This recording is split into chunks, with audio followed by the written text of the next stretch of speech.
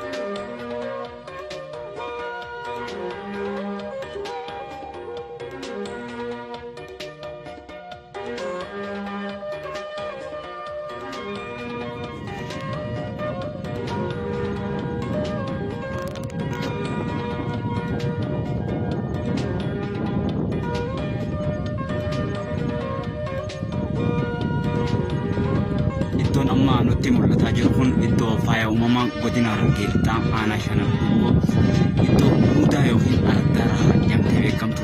Yeroo ammaa tana gaara mataa leencaa gubbaa dhaabbadheeti kaniin viidiyoo kana waraabaa jiru.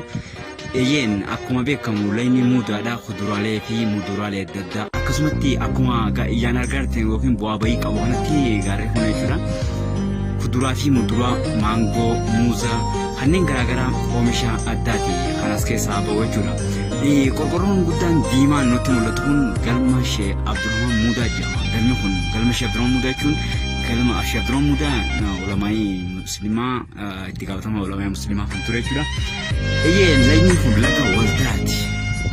Bishaan galaan sadii jeeqa qamar sirbe sanii tokko inni fudhachuu dandeenya jechuudha. Haalli teessuma isaa baay'ee waan nama hawwatu gaarreen kan marfamee nama gaarreen gaara mataa leencaa jedhama. Bu'aa bahii hedduu waan qabuuf akkasumas bishaan guddaa layni horiftuudha kan ramaddu akkuma nasi isin argisiisaa jiru kana bu'aa bahii kana gubbaadha gammadaa jechuudha. Layni horiftuudha. Egaa kabajamtoota hordoftoota torban sagantaa biraatti nama walitti deebinutti nagaatti isin jenna qopheessaan sagantaa kanaa Antaa Juddin Ahmad horaa bulaa deebanaa isin.